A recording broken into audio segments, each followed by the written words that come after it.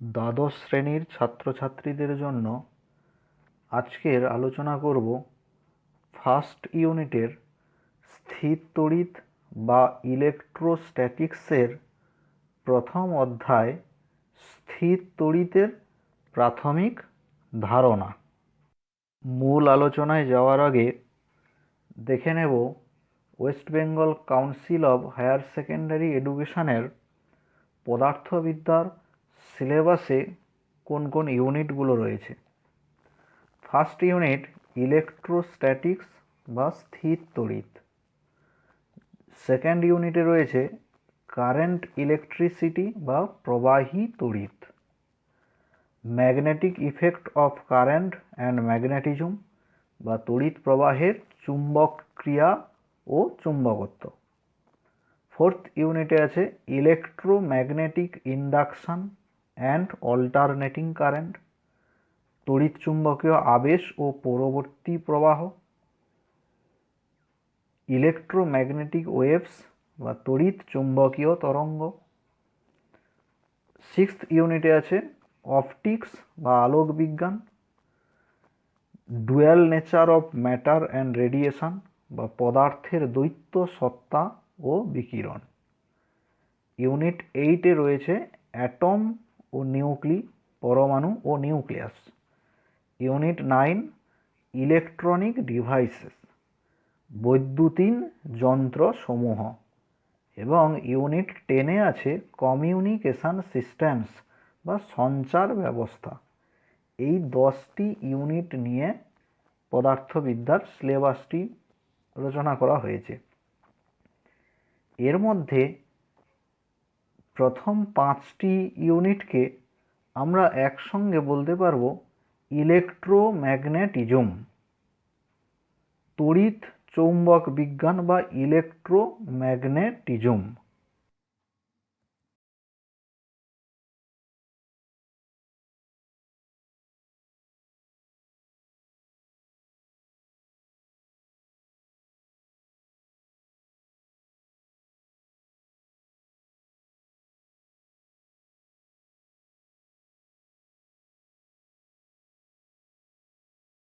ইলেকট্রোম্যাগনেটিজমকে আমরা 3টি পার্টে ভাগ করে নিতে পারি।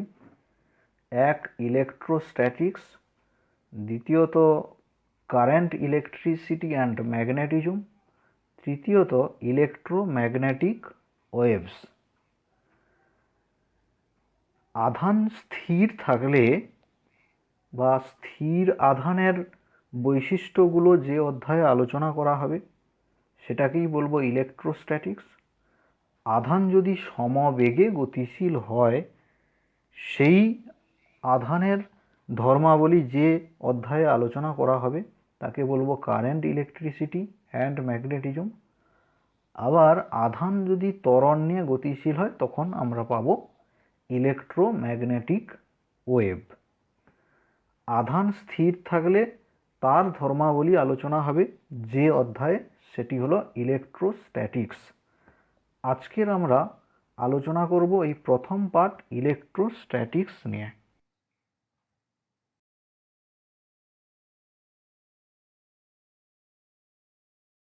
ইলেকট্রোস্ট্যাটিক্স বা স্থির তড়িৎ। প্রথমে জানব তড়িৎ আধান বা ইলেকট্রিক চার্জ। একটা তড়িতাহিত পদার্থে নিহিত তড়িৎ শক্তিকেই আমরা তড়িৎ আধান বলতে পারবো।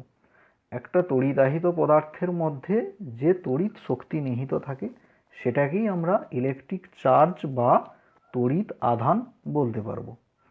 আমরা পূর্ববর্তী ক্লাসগুলোতে দেখেছি যে একটা পরমাণু কখন তড়িৎগ্রস্ত হয় না, যখন একটা পরমাণুর মধ্যে ইলেকট্রন বা প্রোটন সংখ্যার পার্থক্য চলে আসে তখনই সে আধানগ্রস্ত হয়ে পড়ে বা তড়িৎগ্রস্ত হয়ে পড়ে। এবং দুটো তড়িৎগ্রস্ত পরমাণু পরস্পরের মধ্যে হয় আকর্ষণ করবে অথবা বিকর্ষণ করবে। তাই আমরা এক কথায় বলতে পারি একটা তড়িতাহিত পদার্থের মধ্যে যে তড়িৎ শক্তিটা নিহিত থাকবে তাকেই বলবো তড়িৎ আধান। এই তড়িৎ আধানের মান আছে কোনো অভিমুখ না থাকায় একে আমরা স্কেলার রাশি বলবো। তড়িৎ আধানের একক এসআই পদ্ধতিতে হবে কুলম, সিজিএস পদ্ধতিতে তড়িৎ আধানের একক স্ট্যাট কুলম বা ইএসইউ অর্থাৎ ইলেকট্রোস্ট্যাটিক ইউনিট। কোনো একটা তড়িদাহিত বস্তুর মধ্যে সবথেকে কম আধানের মান হতে পারে একটা ইলেকট্রনের আধানের মানের সমান।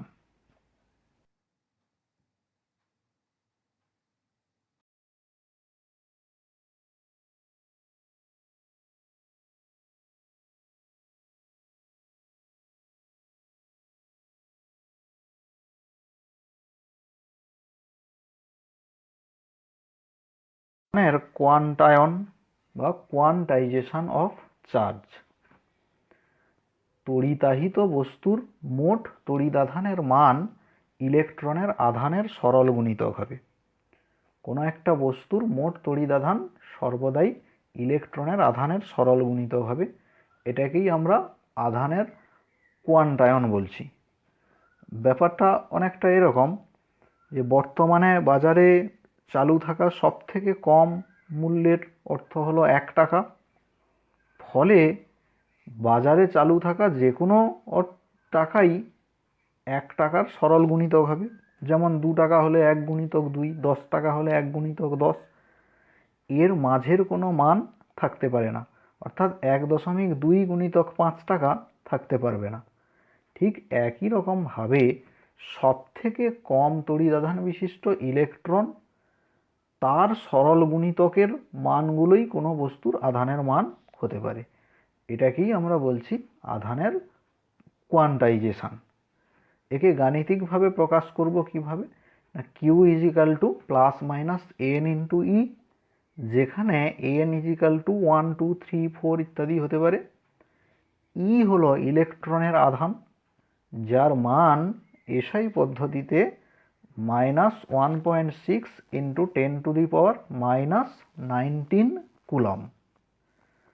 সিজিএস পদ্ধতিতে এর মান -4.8 ইন্টু 10⁻⁻10 ইএসইউ বা স্ট্যাট কুলম। আধানের অপরিবর্তনীয়তা বা ইনভ্যারিয়েন্স অফ চার্জ।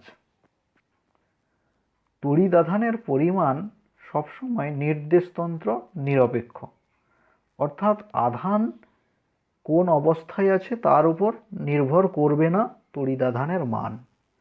অর্থাৎ আমরা বলতে পারি স্থির অবস্থায় তড়িৎ আধানের মান সমান গতিশীল অবস্থায় তড়িৎ আধানের মান। আধানের নিত্যতা বা কনজারভেশন অফ চার্জ। কোনো বিচ্ছিন্ন বস্তু সংস্থার মোট তড়িৎ আধানের পরিমাণ সর্বদাই অপরিবর্তিত থাকবে। কোনো একটা আইসোলেটেড সিস্টেমের ক্ষেত্রে মোট তড়িৎ আধানের মান সবসময় ধ্রুবক হবে। আহিত পরিবাহীর আধান সর্বদা পরিবাহীর বাইরের পৃষ্ঠে অবস্থান করবে। কারণ আমরা জানি সমজাতীয় আধান পরস্পরকে বিকর্ষণ করে। ফলে কোনো একটা বস্তু যখন তড়িদাহিত হবে ওর মধ্যে উপস্থিত আধানগুলো সমধর্মী হয়, ওরা পরস্পরকে বিকর্ষণ করে দূরে সরে যেতে চাইবে। ফলে ওরা সবাই পরিবাহীর পৃষ্ঠের উপর চলে আসবে।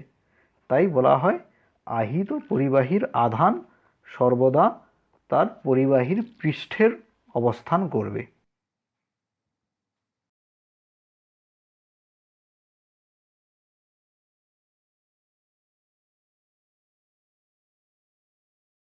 আধানের তলমাত্রিক ঘনত্ব। কোনো আহিত পরিবাহীর পৃষ্ঠে প্রতি একক ক্ষেত্রফলে যে পরিমাণ আধান থাকে তাকে আধানের তলমাত্রিক ঘনত্ব বলে। আহিত পরিবাহীর পৃষ্ঠে প্রতি একক ক্ষেত্রফলে যে পরিমাণ তড়িৎ আধান থাকবে তাকেই বলবো আধানের তলমাত্রিক ঘনত্ব। তলমাত্রিক ঘনত্বকে সিগমা চিহ্ন দ্বারা প্রকাশ করলে আমরা লিখতে পারি sigma equal to Q by A. Q হলো মোট তড়িৎ আধান আর এ হলো পৃষ্ঠের ক্ষেত্রফল। আধানের তলমাত্রিক ঘনত্বের একক এসআই পদ্ধতিতে কি হবে না সিগমা সমান কিউ বাই এ, ফলে তড়িৎ আধানের একক বাই ক্ষেত্রফলের একক, তাই এসআই পদ্ধতিতে একক হবে coulomb per metre square, CGS পদ্ধতিতে একক হবে stat coulomb per centimetre square. আমরা যদি আর ব্যাসার্ধের একটা গোলককে প্লাস কিউ পরিমাণ তড়িৎ আধানে আহিত করি, তাহলে আধানের তলমাত্রিক ঘনত্ব কত হবে না সিগমা সমান কিউ বাই পৃষ্ঠের ক্ষেত্রফল, এক্ষেত্রে হবে 4 পাই আর স্কোয়ার। এইভাবে আমরা যে কোনো আকৃতির বস্তুর মোট তড়িৎ আধান এবং তার পৃষ্ঠের ক্ষেত্রফল জানা থাকলে এই সূত্রটি ব্যবহার করে আধানের তলমাত্রিক ঘনত্ব নির্ণয় করতে পারব।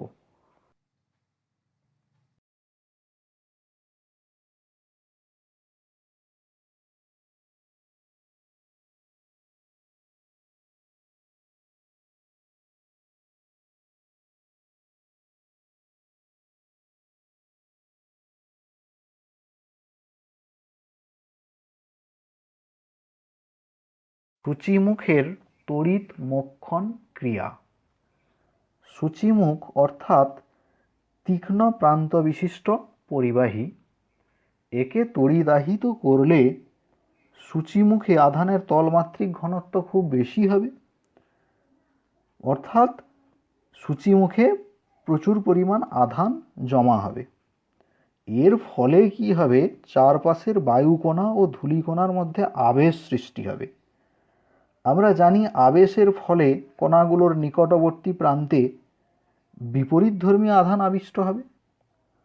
আমরা যদি ধরে নেই সূচিমুখে ধনাত্মক আধান দেওয়া রয়েছে, ফলে নিকটবর্তী বায়ুকণাগুলো ঋণাত্মক আধান আবিষ্ট হবে। এখন ওই সূচিমুখ আবিষ্ট ঋণাত্মক আধানযুক্ত বায়ুকণাগুলোকে আকর্ষণ করবে, সূচিমুখের সংস্পর্শে এসে এই বিপরীতধর্মী আধান প্রশমিত হবে। এই অবস্থায় কণাগুলিতে সূচিমুখের সমজাতীয় আধান আবিষ্ট হবে। তখন সূচিমুখ তাদেরকে প্রবলভাবে বিকর্ষণ করে দূরে ঠেলে দেবে। এই প্রক্রিয়ায় সূচিমুখের আধান ধীরে ধীরে হ্রাস পেতে থাকবে। এই ঘটনাকেই আমরা বলবো সূচিমুখের তড়িৎ মোক্ষণ ক্রিয়া। এই কারণে কোনো আহিত পরিবাহীতে আধানকে ধরে রাখতে হলে গোলাকৃতি বা গোল আকার বিশিষ্ট পরিবাহী আমরা নিয়ে থাকি। বজ্রপাত বা লাইটনিং। 1752 খ্রিস্টাব্দে বিজ্ঞানী বেঞ্জামিন ফ্রাঙ্কলিন সর্বপ্রথম বায়ুমণ্ডলে ও মেঘে আধানের অস্তিত্ব পরীক্ষার সাহায্যে প্রমাণ করেন। কি হয় না মহাজাগতিক রশ্মি বা অতিবেগুনি রশ্মি অথবা পৃথিবী পৃষ্ঠে অবস্থিত তেজস্ক্রিয় পদার্থ থেকে যে রশ্মিগুলো নির্গত হয়, তার প্রভাবে বায়ুকণা ও মেঘে অবস্থিত জলকণাগুলো তড়িৎ আহিত হয়ে পড়ে। এই আধান উভয় প্রকার, ঋণাত্মক ধনাত্মক উভয় প্রকার হতে পারে। এখন বিপরীত আধানে আহিত দুটো মেঘের মধ্যে বা কি হয়, আহিত মেঘ এবং ভূপৃষ্ঠের মধ্যে যে তড়িৎ মোক্ষণ হয় এবং তার ফলে একটা অগ্নি স্ফুল্লিঙ্গের সৃষ্টি হয়, সেটাকেই আমরা কি বলি, বিদ্যুতের ঝলক বলা হয়। এর ফলে কি হবে না ওর চারপাশের যে বায়ুমণ্ডল সেখানে প্রচণ্ড তাপ পেয়ে প্রসারিত হবে। আকস্মিকভাবে এই প্রসারণের জন্য বায়ুমণ্ডলের এই অংশে চাপ বেশ কিছুটা কমে যাবে। তখন পার্শ্ববর্তী বেশি চাপের বায়ু চাপ দিয়ে ওই অংশকে সংকুচিত করবে। এই রকম দ্রুত সংকোচন প্রসারণের জন্য কি হয়, একটা প্রচণ্ড শব্দের সৃষ্টি হয়। সেটাকেই আমরা মেঘের গর্জন বলছি বা বজ্রনাদ বা থান্ডার বলতে পারি। তাহলে কি হলো না তড়িদাহিত মেঘে তড়িৎ আধানের পরিমাণ যখন খুব বেশি হয়, তখন সেটা পৃথিবী পৃষ্ঠের উপরে তড়িৎ আবেশের সৃষ্টি করে এবং পৃথিবী পৃষ্ঠ ও মেঘের মধ্যে বিভব পার্থক্য বেড়ে যায়, এর ফলেই তড়িৎ মোক্ষণ ঘটে, এটাকেই আমরা লাইটনিং বলছি। আর এর ফলে যে শব্দটা শুনতে পেলাম সেটাকেই আমরা বলবো থান্ডার বা বজ্রনাদ। বজ্রপাতের সময় তড়িদাহিত মেঘ থেকে অপর তড়িদাহিত মেঘ অথবা পৃথিবীর মধ্যে যখন তড়িৎ মোক্ষণ হয় তখন তীব্র তড়িৎ প্রবাহ ঘটে। এই তড়িৎ প্রবাহ যে পথে সবথেকে কম বাধা পায় সেই পথেই যাবে। এই জন্য লম্বা গাছ বা উঁচু বাড়িতে সাধারণত বজ্রপাত ঘটতে দেখা যায়। এই বজ্রপাতের হাত থেকে উঁচু ঘরবাড়িকে রক্ষা করার জন্য আমরা ব্যবহার করে থাকি বজ্রবহ। অনেক সময় এটাকে বজ্র নিবারকও বলা হয়। এই বজ্রবহ হলো একটা লম্বা পুরু তামার পাত, যেটার এক প্রান্ত গভীরভাবে মাটিতে পোঁতা থাকে এবং অপর প্রান্ত বাড়ির সর্বাপেক্ষা উঁচু জায়গার থেকেও বেশ কিছুটা উপরে থাকে। ওই প্রান্তে কয়েকটা সূচিমুখ থাকে। কোনো তড়িদাহিত মেঘ যদি বাড়ির কাছাকাছি ওপরে আসে সেক্ষেত্রে ওই তামার পাতের সূচিমুখে মেঘের আধানের বিপরীত আধান আবিষ্ট হবে।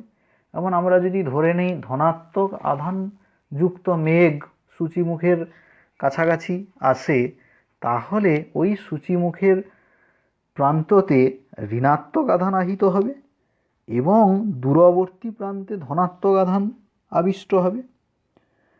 যেহেতু সূচিমুখের এক প্রান্ত গভীরভাবে নিচে পোতা থাকে, তাই ওই সমধর্মী আধান মাটিতে চলে যাবে। এখন সূচিমুখে আবিষ্ট আধানের ক্রিয়ায় সূচিমুখের সংস্পর্শে থাকা বায়ুকণাগুলি সূচিমুখ দ্বারা আকর্ষিত হয়ে মেঘের দিকে চলে যাবে, গিয়ে মেঘের আধানকে আংশিকভাবে প্রশমিত করবে। ফলে ভূমির সাপেক্ষে মেঘের তড়িৎ বিভব যথেষ্ট পরিমাণ হ্রাস পেয়ে গেলে বজ্রপাতের সম্ভাবনাও কমে যাবে। এই কারণে একে আমরা বজ্র নিবারকও বলে থাকি। সূচিমুখের ক্রিয়া সত্ত্বেও যদি বজ্রপাত ঘটে তাহলে তড়িৎ বাড়ির মধ্য দিয়ে না গিয়ে কি করবে, নিম্ন রোধ সম্পন্ন তামার তারের মধ্য দিয়ে মাটিতে চলে যাবে। ফলে বাড়ির কোনো ক্ষতির সম্ভাবনা থাকবে না।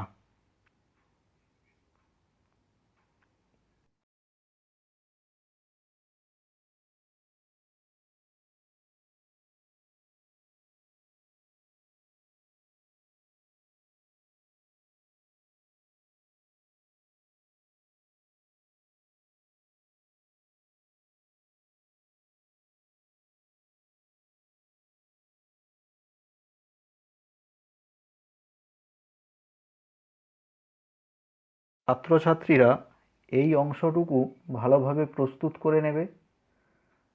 কোথাও বুঝতে সমস্যা হলে বা আরও কিছু জানার থাকলে অবশ্যই কমেন্ট করে জানাবে। এই চ্যাপ্টারের পরবর্তী অংশগুলো পরের ক্লাসে আলোচনা করব।